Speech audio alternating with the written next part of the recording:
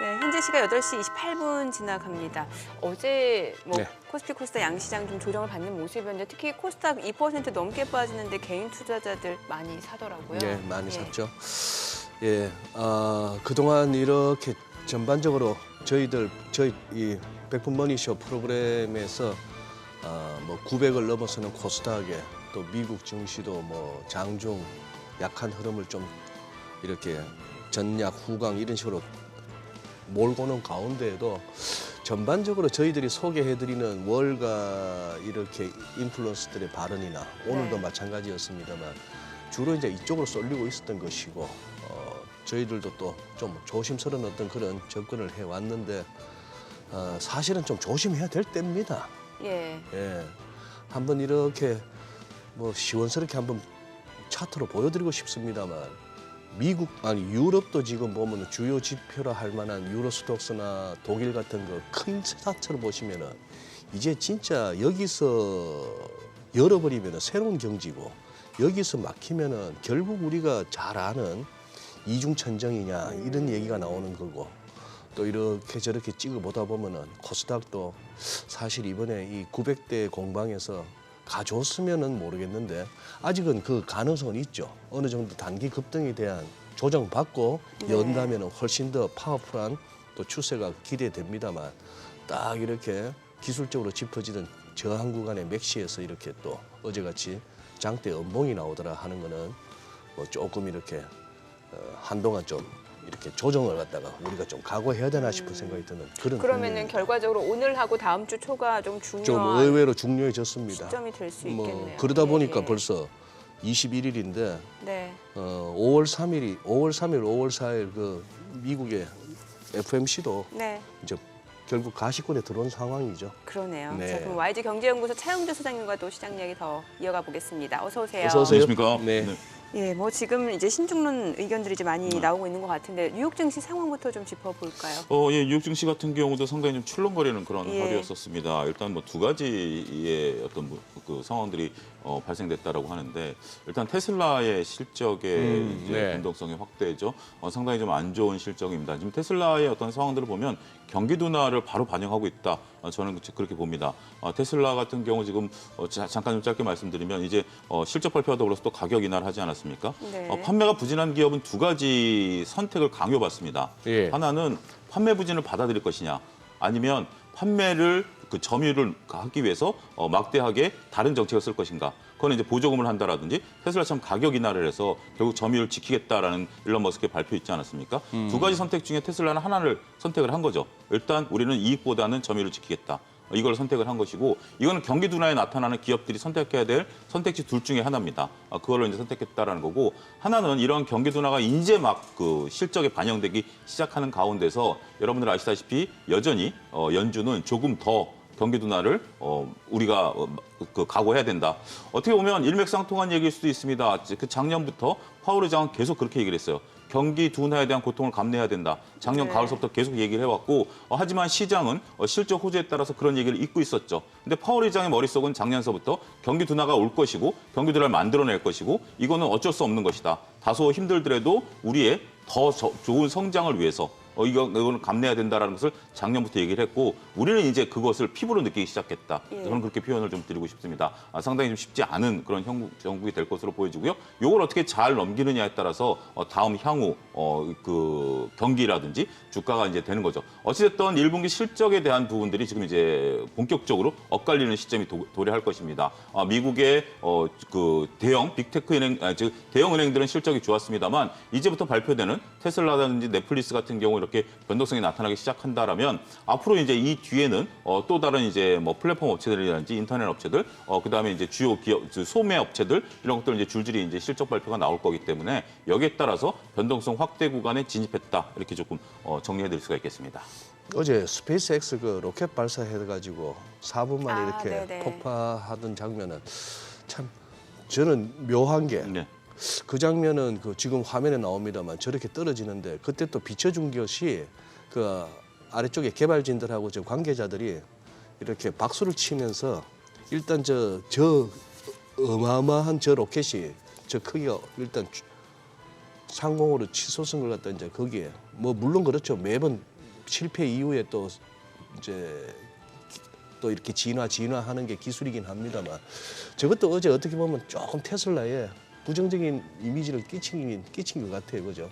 이왕이면 성공했으면 더 좋을 것 같아요. 그렇죠. 이왕이면 성공했으면 좀 나름대로 하는 건데 저는 이제 그렇습니다. 저는 이제 우주 사업 같은 경우는 아직까지 이제 비용을 쏟아붓는 과정이고요. 우주 산업이라는 게 어느 정도 일정 규모가 될 때까지는 비용을 쏟아붓는 거고 테슬라가 이제 그 부분을 감내하겠다라는 부분들인데 실질적으로 지금 돈을 쏟아부어야 되는 입장에서 보면 테슬라는 이제 급해졌습니다. 이번 같은 경우 특히 테슬라 좀 하면 매출 총이익률이 현대차보다 떨어졌습니다. 그러니까 돈을 벌어야 되는 기업이 매출 총이익률이 이익률이 이제 20% 이하로 떨어져 버렸습니다. 우리 현대차는 그거보다 더 되나요? 높습니다. 아직 확정이 안 됐지만 과거 데이터 보면 20%보다 높습니다. 아, 그래요? 보통 테슬라가 한 30% 가까이 육박했고 현대기아차가 한 20% 정도 되기 때문에 테슬라가 비교 우위에 있다라고 얘기를 했었습니다만 이제 그렇게 얘기하기가 힘듭니다. 더군다나 어제 같은 경우 가격을 또 인하해 버렸기 때문에 이거가 반영이 되기 시작한다라면 매출 총이익률은 더 떨어질 가능성이 있다라는 거죠.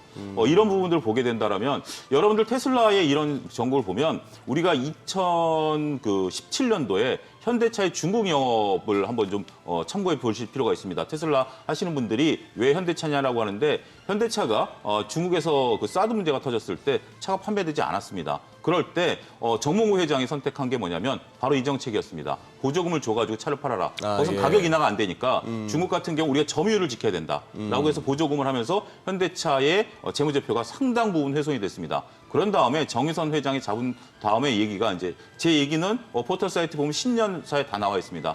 우리는 이제부터 영업이익률 지키겠다. 정의선 회장이 그렇게 밝힌 이후에 점유율이 0.7%까지 떨어졌고 현대차는 그때부터 만든 캐시카우를 가지고 미래 성장 동력을 만들어냈다라는 거죠. 제가 앞서 언급드렸다시피 불황이 있는 기업들은 우리가 이제 보통 길거리 가다 보면 의류 같은 거 싸게 이제 할인하는 경우 있지 않습니까? 그럼 불황기에 나타나는 거죠. 가격을 할인해 줄 것인가 아니면 내가 그냥 안 팔고 말 것인가 이 둘 중인데 현대차는 둘 다 해봤습니다. 둘 다 해봤습니다. 처음에는 팔려고 했다가 안 되니까 나중에 안 파는 걸로 했고요. 테슬라는 지금 팔겠다라는 겁니다. 팔지만 이익은 훼손됐다라는 것을 각오하겠다라는 거죠. 네. 이거는 뭐 경영진들이 각오한 거니까요. 근데 이거는 이제부터 승부수를 던진 거기 때문에 네. 예단하기는 어렵습니다. 테슬라가 이제 목표하는 건 그거겠죠. 판매량을 늘려서 결국 시장을 장악해서 우리가 더 하겠다라는 전략이 통할지 네. 아니면 경기 둔화에 따라서 이게 상당히 어려움을 할지 테슬라는 승부수를 던졌고 시장은 이걸 바라봐야 되지 않을까 싶습니다. 그러니까 지금 어떤 판단을 내리기에는 조금 이른 감은 있겠네요. 그렇죠. 예. 이제부터 이제 어떻게 보면 테슬라가 승부수를 던진 거고 이게 예. 시장이라는 게 반응과 경기 사이클하고도 맞물려 특히나 또 있고. 이제 치킨 게임을 시작했다라는 건데. 그렇죠. 예. 그건 뭐 우리가 이제 그 테슬라 입장에서는 당연히 이기려고 시작한 그러니까요. 싸움이지만 예. 그렇다고 해서 다른 자동차 메이커들이 가만히 있지는 않을 테니까 이 전략들을 제가 알 정도면 다른 메이커에서는 네네네. 이미 다 분석을 했다라는 거고 거기에 따른 대응 전략들을 각자 하는 것에 대한 부분들을 좀 살펴봐야 되지 않을까. 지금 아직까지도 지금 오늘 나온 지금 조금 전에 제가 기사를 통해서인데 예. 18,000대 재고가 아직도 있답니다. 과거에는 테슬라는 만들어 놓으면 팔리는 차였습니다만 이젠 재고가 쌓여 있는 자동차 회사라는 거. 그러니까 이게 나쁘다라는 게 아니라 자꾸 인식들을 바꾸셔야 됩니다. 테슬라는 만들면 팔린다. 테슬라는 이익률이 좋다. 테슬라는 뭐가 좋다라고 했던 것들이 지금 나오는 지표들을 놓고 본다라면 앞서 소장님 말씀하신 것처럼 우리가 냉정해져야 된다라고 말씀하신 것처럼 지표들을 볼 필요가 있다라는 거죠. 이 지표들이 의미하는 것들을 명확히 보고 판단을 내리셔야지 이게 좋다 나쁘다가 아니라 예, 예. 판단의 근거를 놓치서는 안 된다 말씀드리겠습니다. 아니, 대놓고 머스크 CEO가 그 얘기하는 중에 비아지를 갖다가 대놓고 언급을 하더만요. 네. 그렇죠. 예. 그 경기 지표 얘기도 좀 해봐야 네, 될 것 예. 같아요. 뭐 지금 사실 그동안 저희가 매크로 지표 중요성이 좀 많이 약화됐었잖아요. 네. 그런데 이제 최근에 다시 이제 올라오는 것 같은 느낌이 들고, 뭐 지금 제조업도 그렇고 고용 시장도 그렇고 주택 시장 미국 쪽 네. 지금 다 둔화되고 있다면서요. 이제 둔화되는 예. 신호들이 이제 막 나타나기 시작한 예. 겁니다. 그런데 이 둔화되는 신호에 따라서 미국이 이제 금리 인상을 이번에 이제 5월달에 소장님 네. 말씀하신 것처럼 이제 좀 있으면 가시권 들어오죠. 네. 우리나라 같은 건 또 5월 1일 날 또 노동절이 쉽니다. 그러니까 이제 가시권이 더 땡겨지는 거죠. 네. 그렇게 되는 거기 때문에 그런 부분들에 따라서 근데 이제 뭐 5월달에 25bp는 거의 50% 이상의 금리 인상을 뭐 기정사실화한 것으로 보여집니다. 근데 이제 한 차례 더 블러드 총재께서 또 엊그제 한마디 하셨죠. 투표권은 없으시지만 네네. 여전히 발언하시고 우리나라 언론에 이제 되면서 5.75까지 올려야 된다. 원래 매파적이잖아요. 원래 매파적이신 분인데 이제 그런 분들의 얘기들이 다시 이제 또 언론에 나타나기 시작하는 거죠. 하지만 경제 지표가 이제 꺾이지만 아직까지 오늘 나온 이제 얘기들을 보면 이게 안심할 단계는 이르다라는 거죠. 지금 이제 뭐 몇몇 연준 위원들이 기자회견을 하고 있는 거고, 요게 지금은 관심이 나타날 때입니다. 왜냐하면 5월 3일 이전에 일주일 전에는 블랙아웃 기간이라서 그분들이 발언을 못하는 기간 아니겠습니까? 그렇기 때문에 언론에서도 다음 주부터는 이제 그분들이 발언을 못하니까 이번 주 그리고 주말 계속 그런 발언들을 쏟아낼 것이고, 여기에 따라서 심리가 좀 불안정해질 수 있는 부분들은 있다라고 보는 거죠.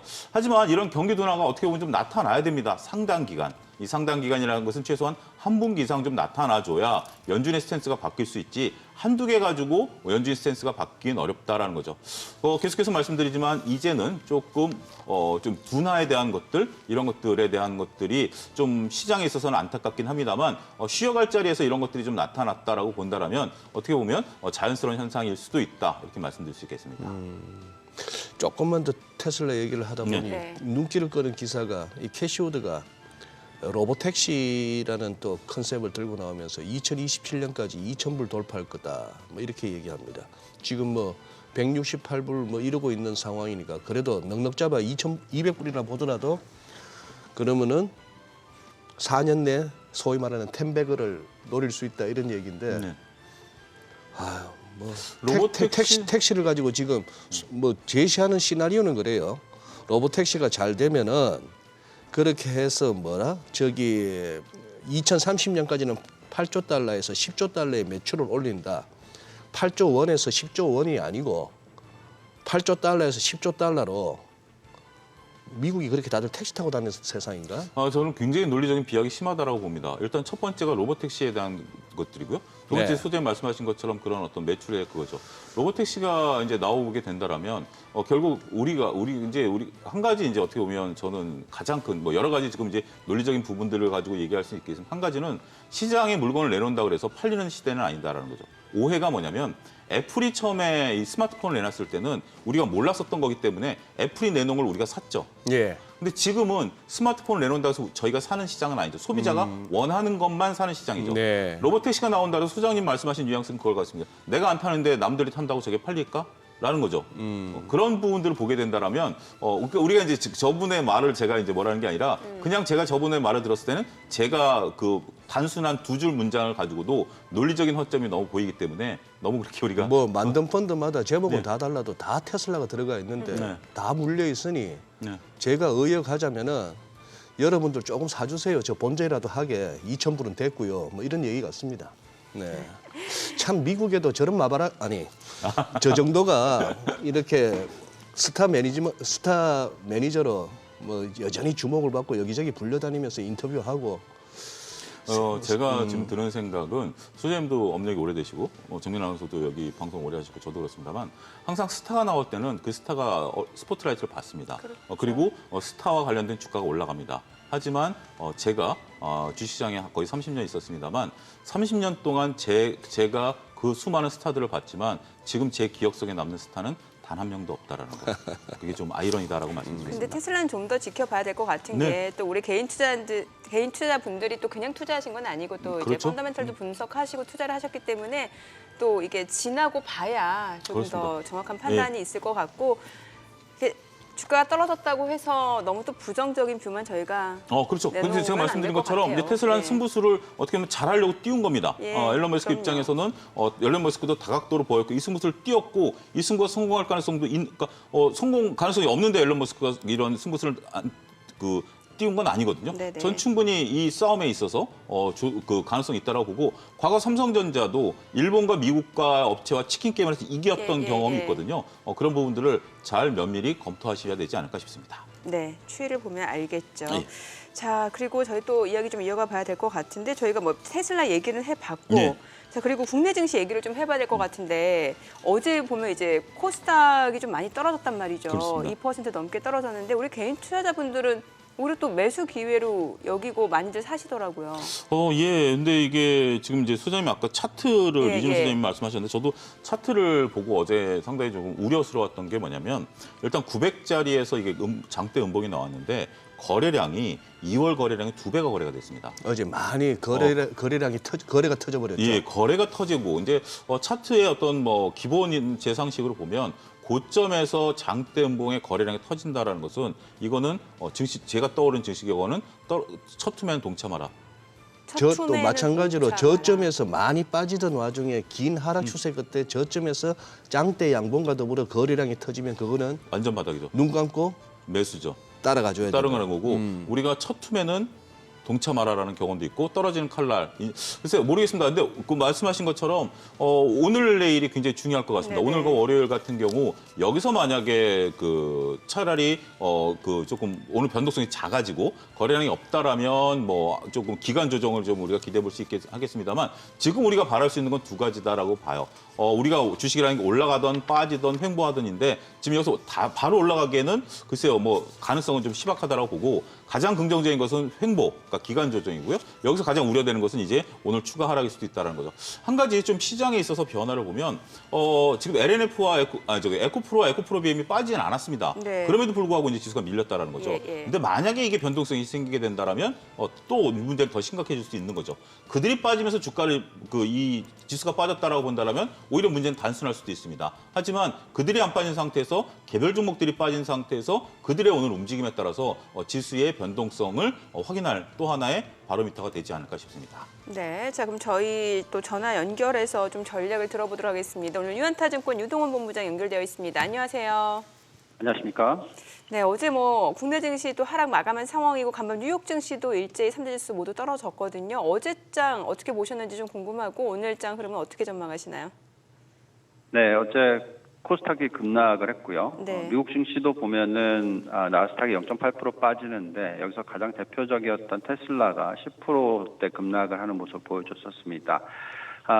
계속해서 이 바이오라든지 2차 전지 관련주 테마성 종목들을 좀 조심해야 되는 그런 구간이 나타나고 있습니다. 그렇지만 필라델피아 반도체 지수는 보합권에 마무리를 했고요. 램리서치 같은 반도체 장비 업체들이 급등을 하는 모습을 미국에서 보여줬었습니다. 지금 현재 시점에서 유동성을 보고 있으면은 금리를 많이 올렸는데도 불구하고 어느 정도 여유가 상존한다고 판단하고 있고요. 앞으로 금리의 변화가 굉장히 중요할 것 같은데 지금 미국의 10년 국채 금리가 3.6%까지 급등을 하다가 다시 하락하면서 현재 3.5% 수준으로 보여주고 있습니다. 따라서 오늘 한국 증시도 미국 시장과 마찬가지로 지속적으로 좀 시간 조정이 필요한 그런 상황이다라고 말씀을 드리겠고요. 계속해서 종목 장세가 이어지는 그런 환경이다라고 말씀을 드리겠습니다. 네, 이 원무장께서는 이제 두루두루 이제 글로벌리 뭐 지역별로 또 상품별로 다 다양하게 살피십니다만 오늘은 한번 우리 국내 쪽으로 조금 집중해서 한번 여쭤볼게요. 지금 이제 그동안에 핫했던 그 이슈를 갖고 왔던 그쪽들이 이제 조금 조정 양상을 보이는데 지금 또 이 조정을 기다리던 투자자분들도 많았습니다. 지금 이제 첫 조정이라고 할 만한 이 시점에 나름 그런 분들에게 주실 수 있는 조언이 있다면요. 네. 지금 테슬라가 10% 급락을 했죠. 보시면은 작년 말에 하락을 했던 것을 다 되돌리는 거를 1월 달에 만들어냈고요. 계속 2월, 3월 달에는 안정적인 모습을 보여줬었습니다. 그만큼 마진 축소에 대한 걱정이 그렇게 크게 작용을 하지 않았고 성장이 계속 있는 기업에 대한 주가 반등이 나타났던 그런 구간이지만 지금 이제 4개월째 더 들면서 일정 부분에 좀 조정이 일어나고 있고요. 그렇다면은 단기간에 끝나는 조정이라고 보기보다는 조금 시간 조정이 필요하다고 생각을 하고 있습니다. 그래서 이 부분에 있어서 조금 여유를 두시고 2차 전지 관련주라든지 테슬라를 포함한 전기차와 전기차 업종에 대한 투자를 하시는 것이 좋겠다라고 말씀을 드리겠고요. 지금 저희가 계속 말씀을 드렸습니다만 지금 글로벌 시장에 있어서 대표적인 3대 성장 업종이라고 얘기하면 반도체, AI, IT 관련 쪽이 있고요. 그다음에 전기차 부품이 지금 말씀드렸고, 그리고 그 이외에 신재생 에너지, 태양광, 전력, 저장 이런 쪽이 있습니다. 그래서 우리나라 시장에서도 이 관련된 종목들이 계속 좀 움직일 수 있을 가능성이 지금 만들어지고 있고요. 전체적으로 시장이 어떤 급락을 시작하는 그런 거라고 생각하지 마시고 시간적 조정이 좀 필요한 시기에서 업종별로 어떤 그 키 맞추기가 일어날 것이다라고 생각하시면 대응하시는 게 좋겠습니다. 네. 자, 뭐 오늘 일단 뭐 지금 호가 상황으로 봤을 때는 이제 어제 좀 많이 떨어진 상황이고 오늘은 이제 약보합권 좀 예상이 되는데 글쎄요 좀 변동성은 좀 클 것으로 보입니다. 어떤 전략 좋을까요? 네, 아무래도 관망세는 계속 이어질 수밖에 없다고 생각합니다. 왜냐하면 미국 증시의 자체적인 어떤 상승 여력이 지금 두 자릿수가 안 된다고 제가 어제도 말씀을 드렸던 것 같은데요. 그런 가운데서 좀 시간적인 조정이 필요한 시기다라고 말씀을 드리겠고 또 특히 5월 3일 날 있는 미 연준의 금리 결정까지 관망세가 이어질 수 있다라고 생각하시면 좋겠습니다. 또 말씀드렸지만 한국 투자는 수단매 장세가 이어지는 상황에서 전기차 이외에 다른 뭐 태양광 신재생 에너지 관련주에 대한 관심을 크게 가지실 필요가 있을 것 같고요. 전기차 이외에 전기차 말고 완성차 쪽 그리고 자동차 AI 반도체 관련 쪽에 대한 관심을 조금씩 늘려가는 전략이 적절하다 생각이 듭니다. 네, 내용 잘 들었습니다. 지금 시각 8시 50분 향해 갑니다. 오늘 양시장 예상 체결지수 확인해 보도록 하겠습니다. 먼저 코스피입니다. 오늘 코스피가 현재 약보합권 예상이 됩니다. 2,560포인트 출발 예상되고요. 코스닥 같은 경우 어제 2% 넘게 떨어졌었는데 오늘 약보합 예상됩니다. 884포인트 출발 예상됩니다. 시가총액 상위 종목 예상 체결가 보도록 하겠습니다. 삼성전자가 오늘 보합 출발 예상되고요. LG에너지솔루션 강보합권 예상되죠. SK하이닉스가 1% 상승 예상됩니다. 지금 예상 체결가 88,800원. LG화학 약보합 예상되고요. 삼성바이오로직스 0.3% 하락 예상됩니다. 예상 체결가 78만 2천 원으로 집계가 되고 있죠. 삼성 SDI가 0.6% 하락 예상됩니다. 예상 체결가 74만 4천 원. 삼성전자 우선주 0.5% 상승 예상되고요. 현대차 하락 출발 예상됩니다. 포스코홀딩스 보합 예상되네요. 지금 현재 호가에서는 40만 9,500원 기록되고 있고요. 기아도 보합 출발 예상되고 있습니다. 코스닥 시가총액 상위 종목 예상 체결가도 보도록 하겠습니다.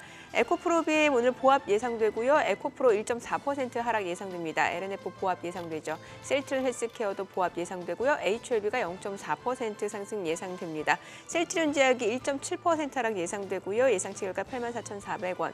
카카오게임즈 소폭 하락 출발 예상됩니다. JYP 엔터테인먼트 내림세 예상되네요. 지금 호가에서 85,500원. 오스템 임플란트 펄어비스 보합 예상되고 있습니다. 자, 개장까지 이제 9분여 가량 남았습니다. 좀 시장 이야기 좀 이어가 보도록 하죠. 일단 뭐 호가에서는 아직까지 뚜렷한 움직임은 나타나지 않는 것 같은데 글쎄요 이제 개장하고 나서 좀 장중 흐름이 중요해 보이는데 뭐 수급적인 상황도 굉장히 중요할 것 같고요. 예, 뭐 수급 쪽은 특히 이제 뭐 신용 부분은 오늘 출연하시는 차 소장께서도 계속 이렇게 워닝을 바랬던 부분에서 이따 한번 짚어보겠고 그거 하네요. 지금 어떻게 보면은 뭐 아시아 시장은 그때 저 실리콘밸리 은행 뭐 이런 얘기 터지기 전에 레벨까지는 얼추 왔는데 이제 그 다음에 이제 더 가기 위해서는 추가적인 뭐 상승 모멘텀이 필요한 것 같고. 사실 우리가 엔비디아도 좋다 하는데 우리 투자 여러분들께서 이렇게 확인할 수 있으시면은 그 주요 나스닥 빅테크들 이렇게 상위 시총 상위 종목들의 데일리, 위클리 할 것 없이 한번 이렇게 살펴보시면은 지금 시장이 굉장히 중요한 시점에 왔다는 것 갖다가 바로 절감하실 수 있을 겁니다. 엔비디아도 여기서 밀리면은 안 됩니다. 그런 위치에 와서 이제 그런 상황이고 해서 그리고 어제 1,332원까지 올라갔던 환율 이렇게 아마 당국이 지금 꽤나 신경을 쓰고 있는 것 같아요. 그런 상황인데 오늘은 뭐 엔데프 시세로 봐서는 보합입니다만 이게 만약에 또 1,330원으로 위로 가자고 하는 흐름이라면은 시장에는 증시에는 또 부담스러울 수도 있고 그래서 지금은 환율도 금리도 이제 좀 같이 보셔야 됩니다. 이렇게 그동안에는 뭐 지수 얘기하고 무슨 뭐 다른 환율 이런 얘기하면은 그건 뭔 상관이야. 종목 장세였으니까 이렇게 되는데 예를 들어 그렇죠. 그동안 열심히 달려왔던 2차 전지만 조정을 받고 다른 데가 소외받았던 데가 올라가 준다면은 뭐 또 말이 되는데 거기도 밀리면서 딴 데도 밀리고 이런 식으로 되면은 더 억울하죠. 그죠? 네, 그런 상황이라서 지금 조금 어떻게 보면 긴장하셔야 될 것 같습니다. 많이 그동안 왔으니까. 예, 그렇습니다. 굉장히 중요한 저도 그렇게 생각을 하고 있고요. 특히 이제 그러니까 이제 우리가 그 상황 눈여겨봐야 될 상황들이 있다라고 봅니다. 저는 소장님 말씀하신 것 중에 제가 최근에 눈여겨보는 거는 차트입니다. 그러니까 이제 펀드멘탈이 있는 것은 당연하지만 네. 이게 변곡점이라든지 흐름을 나타낼 때 시점을 볼 때는 차트가 꽤 유용하거든요. 네. 그러니까 이제 뭐 대세 상승기라든지 이럴 땐 그냥 단순하게 차트는 참고만 하고 우리가 이제 펀드멘탈에 집중하는데 지금 이제 물론 1분기 실적 시즌이기 때문에 실적도 보긴 해야 되겠습니다만 큰 차트들을 한번 볼 필요가 있다. 왜냐하면 이런 큰 차트들이 시장의 어떤 흐름을 나타내기 때문에 그 어느 때보다도 좀 봐야 된다. 저도 이제 거의 차트 안 보지만 요즘은 좀 가끔 차트를 좀 보거든요. 두 번째는 환율입니다. 환율 같은 경우 1,330원을 넘어서게 된다면 원화가 약세인 구간에서는 외국인들이 쉽게 못 들어오죠. 워낙 강세일 때 들어오는데 지금 수출 데이터들이 워낙 안 좋게 나타나고 있습니다. 이런 것들을 종합적으로 보니까 경기하고 주식 시장에 있어서의 연관성을 때로는 깊게 봐야 되고 때로는 뭐 그냥 뭐 잠깐 무시해도 되지만 지금은 그 중요성들이 상당히 좀 올라가면서 왜냐하면 시장에서 보내는 신호들이 서로 지금 다른 신호들이 너무 선명하게 나타납니다. 하나는 일단은 그동안에 강한 흐름들을 보였다가 약간의 변곡점. 그다음에 경제 지표들을 놓고 본다라면 1분기 실적이 잘 나오는 기업이 있고 또 못 나오는 기업이 있고 경제 지표도 못 나오는 것들이 있고 이런 것들이 나오고 있기 때문에 주식하시는 분들 입장에서는 지금 뭐 하나만 보고 내가 판단을 내리기는 쉽지 않은 장세다 이렇게 정리해드릴 수 있겠습니다. 네, 지금 2차 전지 쪽 얘기도 좀 해봐야 네. 될 것 같고 어제 보니까 뭐 원전 관련주 또 방산 관련주는 또 오히려 흐름이 또 괜찮았던 상황인데 이거는 어떻게 봐야 될까요? 원전과 방사는 이제 네. 대통령께서 다음 주에 이제 방미하시기 네. 때문에 네네. 그때까지는 테마가 좀 있을 것으로 보여집니다. 일단 뭐 대통령께서 이번에 가셔서 원전도 뭐 테이블에 수출 올라갔다라고 논의하고, 뭐 예. 수출 논의, 메스팅하우스와의 문제 이런 것들을 한다라고 하니까 관심들을 좀 가지시는 것 같고요. 방산과 관련해서는 지금 이제 뭐 우크라이나 전쟁과의 어떤 뭐 러시아와의 관계 뭐 이런 것 때문에 일단 좀 테마가 좀 들어가는 것 같고 더군다나 일부 기업들 같은 경우 이제 어제 같은 경우 현대 로템 같은 경우는 K2 전차에 대한 어떤 특정 언론사에서 수출 데이터 갖고 얘기했는데 회사는 부인했어요. 네. 그런데 이제 그런 것들이 반영이 되면서 이제 어제 올라갔던 부분들이기 때문에 저 방산과 원전 같은 경우 이제 대통령께서 방미하시는 다음 주까지는 어떻게 보면 하나의 테마로서 강력하게 형성될 가능성도 있다 이렇게 봐야 될 것 같습니다. 더불어서 이제 방산 얘기를 하다 네. 보면은 네. 이제 관련 방산 관련주들 네. 또는 그쪽 업종이 또 이제 각광을 받는 거는 좋은데 그거는 혹시 또 글로벌리 또 아니면은 이 동아시아 쪽에 무슨 뭐 지정학적 리스크의 고조 이렇게는 연결이 안 되나요? 그거는 굉장히 심각할 수도 있죠. 지금 우리가 숫자만 놓고 보면 중국의 무역 적자가 발생한 게 작년 5월부터입니다. 현 대통령 취임하신 이후부터 4월까지 중국 무역에 흑자가 났다. 우리나라의 대중국 예, 대중국 그거는 무역이죠. 한참 돼버렸죠. 그러니까 작년 네, 5월부터 네, 적자였습니다. 네. 그때 이제 취임하시기 전부터 중국과의 관계를 의존성을 빼겠다라고 했던 부분들도 있고요. 지금 이제 뭐 개인적으로 SNS를 보면 어제 러시아 상담이 끊겼답니다. 어떤 무역하시는 분 입장에서 보면. 러시아 쪽에서 한국과의 그러니까 개인적으로 자기가 이제 아, 러시아 상사랑 얘기를 했던 분인데 예.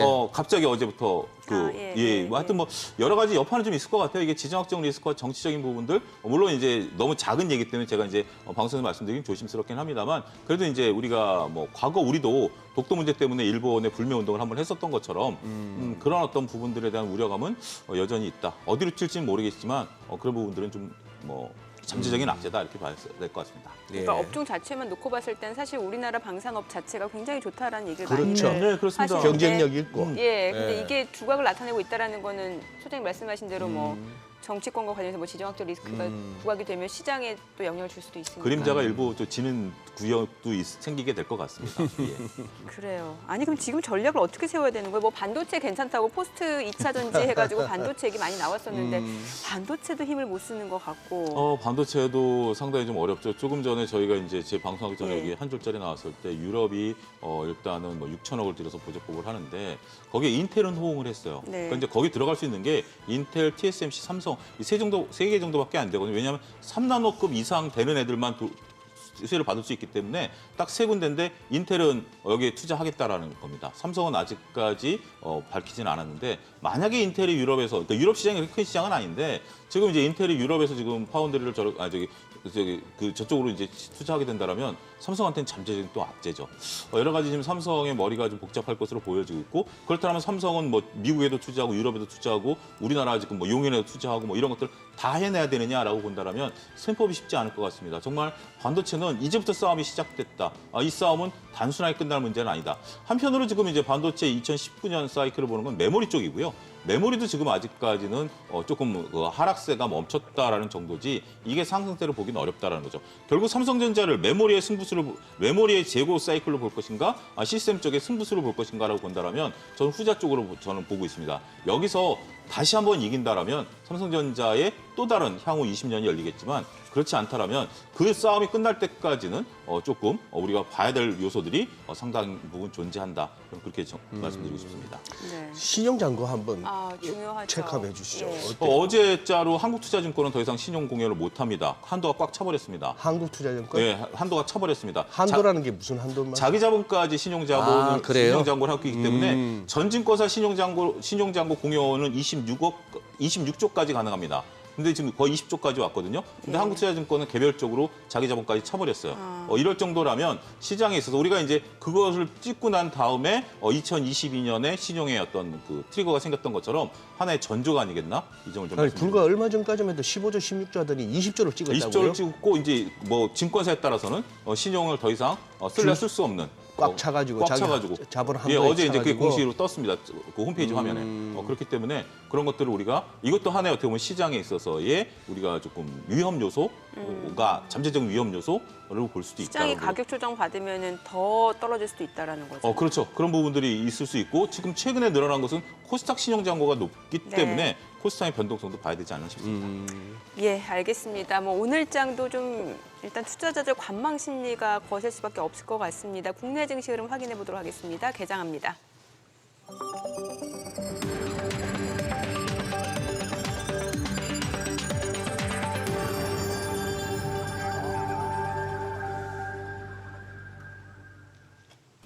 (4월 21일) 금요일 국내 증시 개장했습니다. 테슬라 실적 여파가 좀 큰 것 같습니다. 뉴욕 증시 3대 지수 모두 좀 하락한 모습이었고 뭐 테슬라 주가는 10% 가까이 폭락한 상황이었죠. 일단 어제 국내 증시 코스피 코스닥 양장 하락했는데 특히 이제 코스피 같은 경우는 이제 외국인이 매수를 나타내면서 좀 낙폭이 제한적인 모습이었습니다만 코스닥 쪽에서는 이제 외국인과 기관의 동반 매도가 시장 하락을 부추기는 양상이었습니다. 그 가운데서도 개인 투자자는 또 매수에 나서주는 모습이었습니다. 오늘장 일단 이런 주요 수급 주체들의 매매 포지션도 굉장히 중요할 것 같은데 양시장 지수 확인해 보겠습니다. 코스피가 0.2% 하락 출발입니다. 2,554포인트, 코스닥도 약보합 출발이죠. 884포인트입니다. 양시장 일단 좀 하락 출발 보여주고 있는 상황이고요. 시가총액 상위 종목 시초가 보도록 하겠습니다. 삼성전자 오늘 0.7% 올라갑니다. 65,800원에 거래되고 있습니다. 지금 사흘 만에 반등을 보여주고 있는 상황이고요. SK 하이닉스도 0.3% 올라갑니다. 88,000원. 자, 그리고 LG에너지솔루션은 0.8% 떨어지고요. LG화학이 1% 떨어집니다. 79만 원. 삼성 바이오로직스가 0.38% 하락입니다. 78만 2천 원이고요. 삼성 SDI가 0.6% 하락합니다. 74만 4천 원. 삼성전자 우선주 0.5% 올라가고요. 현대차가 0.7% 떨어집니다. 포스코홀딩스 지금 1% 약세. 그런데 포스코홀딩스가 1.5% 하락이네요. 기아가 0.7% 떨어집니다. 83,500원. 일단은 지금 개장한 지 이제 1분 좀 지난 상황에서는 상대적으로 반도체 섹터가 좀 견조하게 버텨주고 있는 모습이고요. 코스닥 시가총액 상위 종목 시초가도 보겠습니다. 에코프로비엠이 0.3% 떨어집니다. 지금 현재 29만 3천 원, 29만 2,500원에 거래되고 있고요. 에코프로 1.3% 하락합니다. 60만 1천 원이죠. LNF가 지금 강보합권이네요. 31만 500원. 이미 어제장에서 이제 해외 교환사채 이슈 때문에 좀 주가가 많이 떨어졌었고 오늘은 조금 낙폭이 제한적인 모습이네요. 약보합권이고요. 셀트론 헬스케어가 0.4% 떨어집니다. 6만 9,500원. 그리고 HLB가 0.7% 상승합니다. 35,150원에 거래되고 있고요. 셀트리온 제약이 지금 현재 0.3% 떨어집니다. 85,400원. 카카오게임도 0.3% 떨어지고요. JYP 엔터테인먼트가 1.3% 약세입니다. 이 가운데 오스템 임플란트 펄어비스는 보합 출발 보여주고 있는 상황입니다. 수급 상황 체크를 해보도록 하겠습니다. 오늘 유가증권 시장에서 개인 투자자가 순매수입니다. 300억 원 매수 우위고요. 외국인은 42억 원, 기관은 239억 원 매도 우위를 나타내고 있습니다. 업종별로 봤을 때 외국인 전체적으로는 매도기는 합니다만 전기전자에서는 집중적으로 좀 매수를 보여주고 있고요. 앞서 보셨다시피 반도체 섹터에서 외국인도 순매수를 보여주고 있는 것으로 확인이 됩니다. 코스닥 수급도 확인을 해보도록 하겠습니다. 코스닥 쪽도 개인 투자자 홀로 순매수입니다. 지금 현재 184억 원 매수 우위고요. 외국인과 기관은 각각 148억 원, 25억 원 순매도를 나타내고 있습니다. 지금 잠시 화면이 조금 딜레이되고 있는데 오늘 코스닥 쪽도 개인 투자자만 매수를 보여주고 있는 상황이고요. 자, 환율 좀 체크를 해보도록 하겠습니다. 오늘 외환 시장 개장 상황입니다. 달러원 환율 오늘 1원 20전 상승한 1,324원에 개장이 됐습니다. 앞서 환율 이제 좀 중요하다라는 말씀 주셨는데 어때 오늘 환율 상황을 봤을 때는요 전반적으로?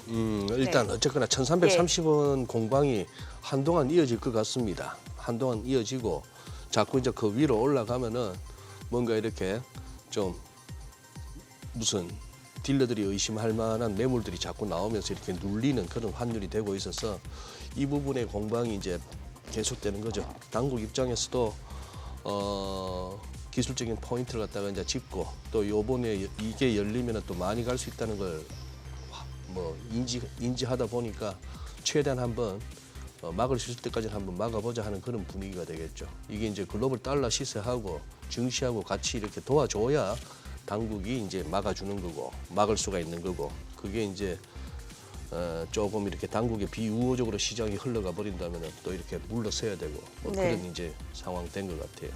와 오늘 보니까 2차 전지 쉬니까 다시 이제 AI 로봇이 좀 올라갑니다. 그래요? 지금 보니까 레인보우 로보틱스 嗯 7% 올라가고 지금 뭐 로보스타도 6.4% 상승 중이고요. 로보티즈, 뭐 큐렉소 그리고 유일 로보틱스, 로보로보, 뭐 유진 로봇 다 올라갑니다. 사실 저희가 이제 2차 전지 맞아요. 쪽으로만 이제 막 얘기를 나누다가 이게 좀 쉬어가니까 다시 로봇, 뭐 AI 쪽이 움직이네요. 예, 그렇습니다. 저도 그 아침에 예. 똑같이 봤습니다. 지금 뭐 예. 솔트룩스라든지 레인보우 로보틱스가 예. 눈에 확 들어오더라고요. 역시 뭐 저도 이제 뭐 관심 종목 화면을 좀 에티스에서 보고 있습니다만. 그리고 코스닥이 지금 양봉이에요. 예, 양봉입니다. 지금 예. 이제 에코프로비엠 같은 경우 이제 1% 나왔고 에코프로도 지금 1% 나오고 물론 이제 레인보우 로보틱스가 지수를 이끄는 건 아니지만 에코프로비엠이 플러스를 나타내다 보니까 지금 현재 코스닥 시장 같은 경우 플러스를 나타내면서 시장의 분위기가 뜨겁게 달아오고 있다라고 좀 말씀드릴 수가 있겠죠. LNF 같은 경우 어제 이제 급락세에서 지금 1%대 상승세를 나타내면서 전반적으로 2차 전지 쪽에 다시 불이 붙는 그런 모습들이 좀 보여주고 있다라는 거죠. 그런데 한 가지 이제 좀 특이한 점들을 보게 된다라면 지금 이제 물론 아직 이제 시간이 이르기 때문에 하지만 우리가 이제 분위기라는 게 있죠. 네. 한쪽에 가면 같이 한쪽에서 분위기가 맞춰줘야 소리가 나는데 LG엔솔과 LG화학이 일단 아직까지 고개를 못 들고 있고 포스코 그룹주들이 오늘 또 고개를 못 들어주고 있습니다. 그러니까 이제 지금 이제 에코프로비엠이 약간의 지금 이제 뭐 플러스 마이너스권에서 공방을 펼치고 있는 가운데 있어서 다른 쪽들이 따라가지 못하고 있다. 그러면서 오히려 지금 살짝 들어주는 했지만 레인보우 로보틱스 같은 경우 더 지금 현재 그 시세가 몰리고 있고 그다음에 인공지능과 로봇 쪽들 한동안 좀 쉬었던 부분들이 오늘은 관심을 갖기 시작했고 만약에 이제 이것이 제가 볼 때 한 10시까지 유지가 된다라면 트레이딩 하시는 분들은 이쪽으로 오시겠죠. 결국 여기서 수익을 볼 수 있는 기회가 되기 때문에 로봇이나 AI 쪽. 네, 그렇죠. 왜냐하면 그거는 이제 변동성을 이용하시는 분들이 있기 때문에 네. 변동성을 이용하시는 분들은 2차 전지보다 이쪽으로 올 수가 있겠죠. 그렇기 때문에 그러한 변동성 이용하시는 분들의 흐름도 시세에 미치는 영향이 오늘 상당 부분 있을 것이다. 이렇게 봐야 될 것 같습니다. 진짜 돈은 뭐 머니 네버 슬립스라고 돈은 잠들지 않는다더니 맞습니다. 어디서 빠져나온다고 해서 그걸 갖다가 뭐 쉬는 게 아니에요. 쉬는 게 아니에요. 그렇죠. 그냥 바로바로 찾아다니는 것 같아요. 네, 시장이 어떤 뭐 어떻게 보면 그런 분들이 우리가 선물 시장에서도 이렇게 변동성을 그러니까 유동성을 공급하시는 분들이 있잖아요. 예. 그런 것들이 있는 분들이 있기 때문에 그런 분들 입장에서는 정말 쉬지도 않고 하루도 쉬지도 않고 매매를 하셔야 되는 분들이니까 온갖 매체 포스코 며칠 했더니만 이제 포스코 그거 듣고 들어갔으면 또 고생하시는 거예요. 그러니까 항상 이게 네. 조금 그런데 오늘은 어쨌든 유동성들이 그래도 이쪽으로 좀 낙폭이 제한적인 네, 어느 정도 좀 모습이에요. 제한적입니다. 포스코 뭐 어쨌든- 퓨처엠이 지금 보합까지 올라왔거든요. 근데 이것이 이제 뭐 삼성 SDI도 지금 이제 뭐 플러스가 좀 나오는 시점이고 요게 이제 아직까지 이제 뚜렷하게 어느 정도 한두 종목이 만약에 2, 3% 치고 가면 이제 그게 또 쏠림 현상이 나타나겠죠. 그래서 지금 다들 좀 보시는 것 같아요. 일부 조금 공격적이신 분들은 그쪽에 계시고 2차전지도 지금 다시 또 빨간불을 켜는 순간순간 지금 변하고 있기 때문에 지금 다들 좀 관심 있게 보고 계시지 않나 싶습니다. 저희가 무슨 뭐 이런 프로에서 네. 어떤 특정 종목을 언급하는 것 자체가 조심스럽고 또 지양해야 됩니다만 하도 궁금해서 차 소장님.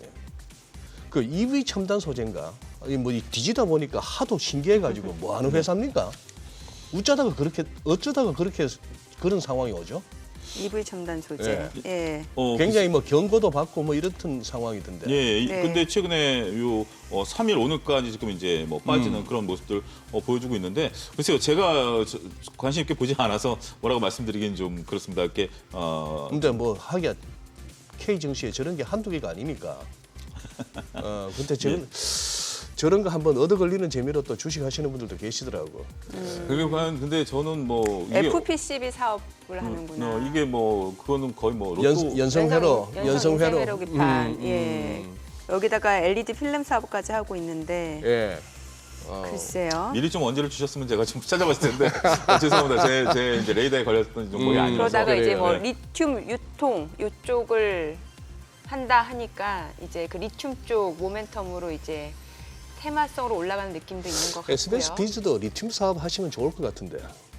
근데 리튬이 이제 가격이 많이 좀 떨어져 있어가지고 네, 리튬보다 좀 더 강력한 게 있어야 되지 않나 싶습니다. 네, 뭐 EV 첨단 소재와 관련해서는 저희가 조금 더 자세하게 조금 기업을 좀 분석을 해볼 필요가 있을 것 같고 오늘 시장이 지금 보니까 코스닥이 0.2% 상승 전환에 지금 나서고 있는 상황이고 지금 2차 전지 소재 쪽도 지금 저희가 간단하게 언급을 드렸습니다만 LNF가 이제 워낙 또 어제 많이 떨어진 네. 상황에서 오늘도 좀 반등을 보여주고 있는 상황이고 글쎄요, 2차 전지 소재 쪽은 좀 조심스러운 게 분명 괜찮은 종목들도 있고 중장기적으로는 사실 이게 신성장 사업이다 보니까 뭐 단기에 가격이 급등한 측면은 있겠습니다만 또 펀더멘탈적으로는 좋게 보시는 분들도 꽤 있으시거든요. 그렇습니다. 예. 그러니까 뭐 지금 이제 시각을 어디에 초점을 맞추시냐 보죠. 펀드멘탈에 집중하시는 분들은 주가 변동성을 보실 필요 없습니다. 예. 마음 흔들리지 마시고요. 펀드멘탈만 집중하시면 됩니다. 결국 펀드멘탈에 집중하다 보면 근데 주가라는 것은 저 같은 경우는 둘 다 보기 때문에 네. 일단 단기적으로는 뭐 차트를 좀 보는 경우가 있고요. LNF 같은 경우는 교과서적으로 대응하시면 됩니다.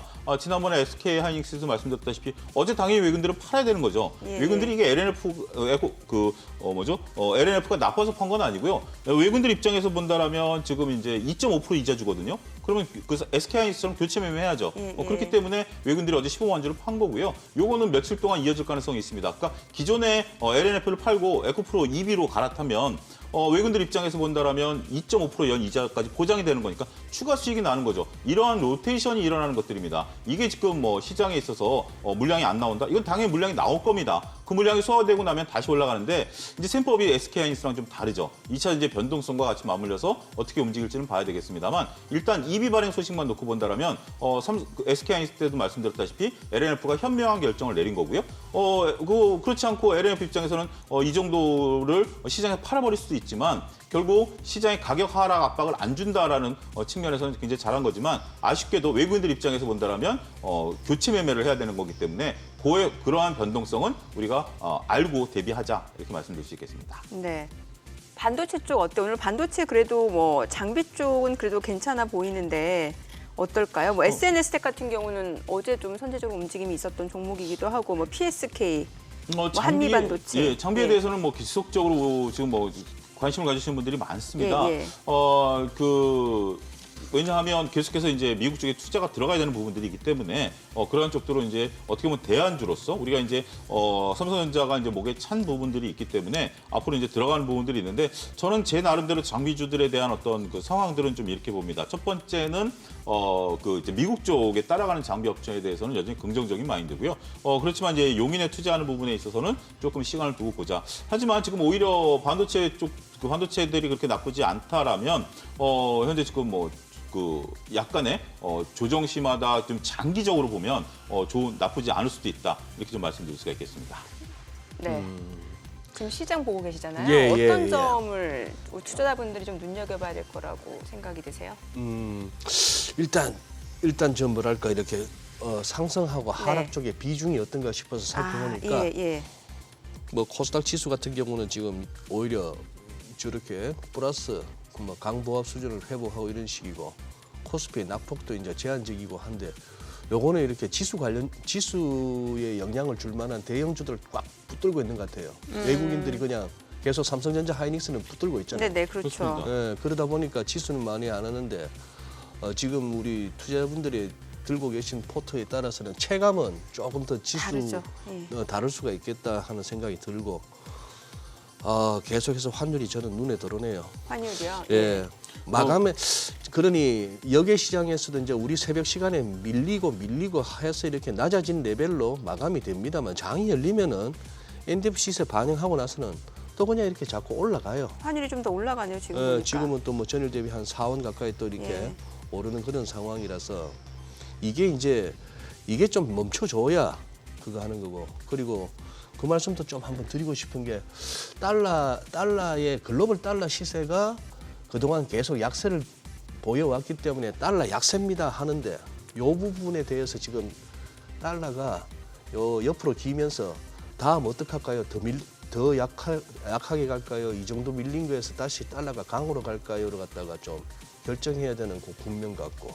그게 이제 다가오는 게 앞서 선생님 말씀하셨다시피 이제 그 FOMC도 네네. 있지만 6월달에 또 부채 한도 협상이 걸려 있습니다. 아 그러니까. 부채 한도 협상이 걸려 있는데 이게 예. 또 단순한 문제가 아닌가.